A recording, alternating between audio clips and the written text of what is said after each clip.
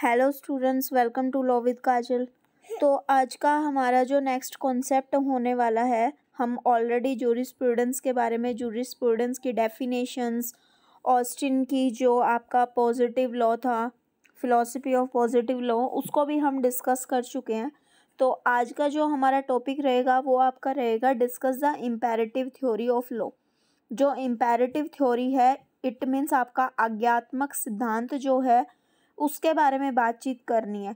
तो देखो, ये तो हम ऑलरेडी पिछली क्लासेस में डिस्कस कर चुके हैं कि ऑस्टिन जो थे वो बैंथम के स्टूडेंट थे, ठीक है। ऑस्टिन जो थे वो इंग्लैंड के अंदर एक मतलब फेमस जूरिस्ट के जो लाइन थी उसमें सबसे आगे थे। इनका जो टाइम पीरियड रहा 1790 से लेके 1890 तक का रहा, ठीक है। इन्होंने एनालिटिकल जो स्कूल था इसको अपने व्यवहारिक रूप में अपनाया, ठीक है। और दूसरा क्या है कि जैसे एक प्रज्ञावान व्यक्ति है, ऐसे प्रज्ञावान व्यक्ति को एज ए मार्गदर्शन के लिए इसने निर्मित किया। ऑस्टिन ने अपने को पॉजिटिव लॉ के बारे में भी बताया कि पॉजिटिव लॉ क्या है। इन्होंने बताया कि कैसे एक सॉवरिन,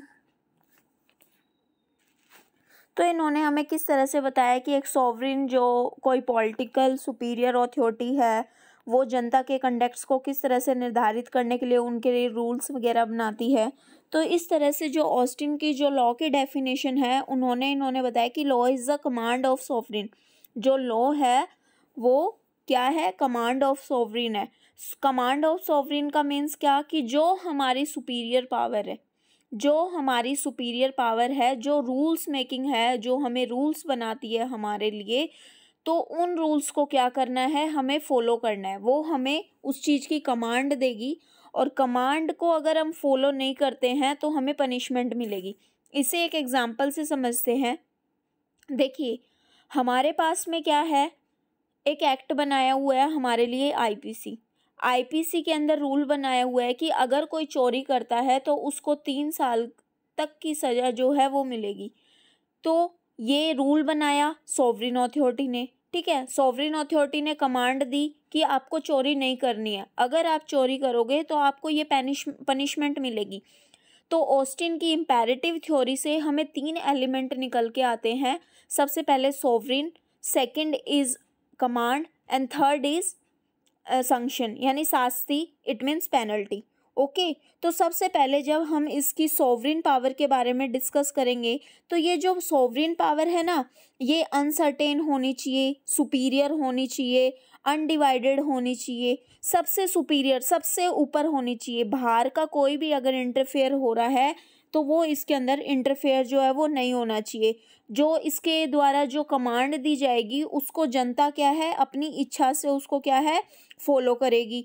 जो ऑस्टिन की जो सॉवरेनिटी के बारे में बताता है, तो सॉवरेनिटी को यहाँ पे इसने 2 टाइप्स में डिवाइड कर दिया, एक तो पॉजिटिव और एक नेगेटिव। पॉजिटिव की बात करें तो सॉवरिन ने जो भी ऑर्डर्स दिए उनको पालन कौन कौन करेगा, समाज कर रहा है, जनता कर रही है, ये हैबिचुअली रूप से कर रहे हैं, ठीक है। इनकी आदतों में आ जाता है, इनको पता है कि अगर मैं कोई क्राइम करूँगा तो क्राइम के लिए मुझे तो सज़ा मिलेगी, तो वो ऐसा काम करेगा ही नहीं, ठीक है। और एक होता है कि सॉवरिन अगर मान लो खुद ही उन रूल्स को फॉलो नहीं कर रहा है तो ये इसका नेगेटिव इम्पैक्ट आ जाता है।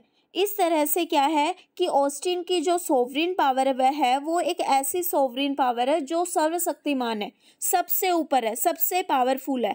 इसके ऊपर कोई भी पावर जो है नहीं है, और इसके द्वारा जो भी ऑर्डर्स दिए जाएंगे उन ऑर्डर्स को फॉलो कौन करेगा, जनता करेगी, और जनता इसको अपने हैबिचुअली इसको फॉलो करेगी, अपनी आदतन जो है, आदतन से इनको फॉलो किया जाएगा। सेकंड आता है आपका कमांड। अब कमांड की बात करें तो सीधी सी बात है कि अगर कोई रूल्स लॉ बनाएगा तो उस लॉ को वो ये तो करेगा ना कि वो ऑर्डर देगा, आपको ऑर्डर देगा, वो आपसे कोई रिक्वेस्ट नहीं करेगा कि तुम चाहो तो इसको फॉलो कर लो, प्लीज़ इसको फॉलो करने लेना, ऐसा कुछ नहीं होगा। वो डायरेक्टली आपको बोलेगा कि भाई हमने ये रूल्स बना दिया है, इस रूल को आपको फॉलो करना है, ठीक है। जब कमांड की बात करूं तो इन्होंने कमांड को भी, जैसे सॉवरिनिटी को इन्होंने 2 टाइप्स में डिवाइड किया ना, सेम एज इट इज़ इन्होंने कमांड को भी क्या है, 2 भागों में डिवाइड कर दिया। अब कमांड या तो जनरल कमांड हो सकती है या फिर स्पेसिफिक कमांड हो सकती है। जनरल कमांड मतलब सभी के लिए इक्वली रूप से लागू होगी, अभी मान लो जैसे अपने पिछली क्लासेस में हमने डिस्कस किया था कि किस तरह से हमारा जो कॉन्स्टिट्यूशन है वो पूरे इंडिया पे लागू होता है, ठीक है। हमारा आईपीसी, सीपीसी, सीआरपीसी हर जगह लागू होता है। लेकिन इस तरह से क्या है कि पहले जैसे 370 थी तो जम्मू कश्मीर को स्पेशल एक दर्जा मिला हुआ था, है ना। लेकिन उसके बाद में 370 हट गई तो जम्मू कश्मीर भी हमारे में इंक्लूड हो गया। तो इसी एग्जाम्पल से समझो कि एक ऐसा लॉ जो सभी के ऊपर, एक ऐसा ऑर्डर जो सभी के ऊपर लागू किया गया है, सामान्य रूप से जितने भी लोग हैं, जितने भी वर्ग हैं, सबके ऊपर समान रूप से लागू किया गया, वो हो गया आपकी जनरल कमांड। और एक सेकंड आता है आपकी पर्टिकुलर कमांड। पर्टिकुलर मतलब किसी स्पेशल पे, किसी पर्टिकुलर चीज़ के ऊपर, वो किसी कम्युनिटी के ऊपर, किसी समुदाय के ऊपर, किसी समाज के ऊपर, किसी वर्ग के ऊपर वो क्या है, अप्लाई की जाती है। इसी के लिए आर्टिकल, जब हम कॉन्स्टिट्यूशन में आर्टिकल पढ़ते हैं तो आर्टिकल 29 और 30 जो है वो आप देख सकते हो कि वो माइनॉरिटी से डील करता है, ठीक है। तो इस तरह से क्या होता है, ये कमांड का कॉन्सेप्ट इन्होंने दिया कि सॉवरिन जो पावर है उसने लॉ बनाया और वो लॉ क्या क्या कर रहा है, लॉ को फॉलो करने के लिए जनता को क्या दे रहा है, ऑर्डर दे रहा है। अब एक चीज़ आती है सैंक्शन, यानी कि पेनल्टी। अब पेनल्टी की अगर मैं बात करूं तो पेनल्टी का मतलब क्या, कि सीधी सी बात है, पेनल्टी हम क्यों देंगे, सबसे पहली बात तो ये दिमाग में आनी चाहिए। तो भाई सीधी सी बात है, अगर तुम किसी लॉ को फॉलो करवाओगे तो उसके लिए तुम्हें उसके पीछे डर तो बिठाना पड़ेगा ना। लोग उसको फॉलो करने के लिए डर तो करेंगे ना कि भाई इसके पीछे डर है। तो इस वजह से क्या है, ये पेनल्टी इम्पोज की जाती है कि जो भी सॉवरिन अथॉरिटी ने जो भी लॉ पारित किया है या जो भी ऑर्डर दिया है उसको हमें फॉलो करना है। इन फर्दर अगर हम इसको फॉलो नहीं करेंगे तो हमें क्या है, पेनल्टी जो है वो देनी पड़ेगी। सेम ऐसे ही हमारे पास जितने भी ऑफेंसेस दिए हुए हैं तो हर एक ऑफेंस के लिए कहीं ना कहीं पे पनिशमेंट के जो प्रोविजंस हैं वो दिए गए हैं। अब देखो, हमने जो ऑस्टिन की इम्पेरेटिव थ्योरी थी उसके बारे में तो पढ़ लिया कि भाई सॉवरिन जो है वो कोई रूल मेकिंग पावर है, वो रूल्स बनाएगी और उसके बाद में वो ऑर्डर दिए जाएंगे कि तुम्हें इसको फॉलो करना है, कोई रिक्वेस्ट नहीं होगी। और तीसरा क्या है, अगर तुम उसको फॉलो नहीं करते हो तो तुम्हारे ऊपर पेनल्टी जो है वो इम्पोज की जाएगी।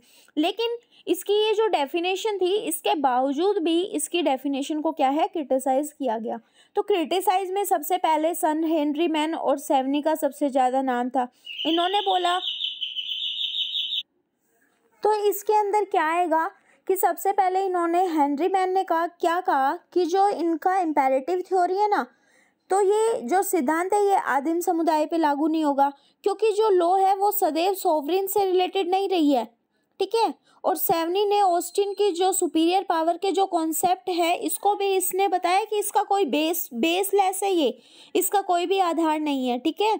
सेवनी के मत में जो विधि ने मानव के कार्यों या व्यवहारों के लिए जो रूल्स बनाए हैं, जिन्हें जो नेशन कस्टम्स हैं उनके द्वारा मान लो मान्यता प्रदान की गई है, ठीक है। बायस ने भी जो इम्पेरेटिव थ्योरी है इसकी आलोचना करी। उसके बाद में इतनी सारी जो क्रिटिसाइज हुआ, तो इन क्रिटिसाइज में कुछ इम्पोर्टेंट पॉइंट्स जो है वो निकल के आए।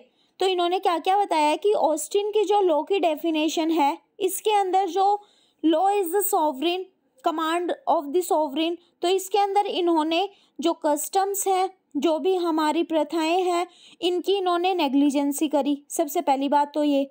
सेकंड, इन्होंने जो अभी कोई कोर्ट है तो कोर्ट के द्वारा जो जजेस हैं वो भी तो रूल्स बनाते हैं ना, वो भी तो लॉज बनाते हैं। तो जो जजेस मेड बाय जो लॉज हैं इनको भी इन्होंने कहीं पे भी स्थान नहीं दिया।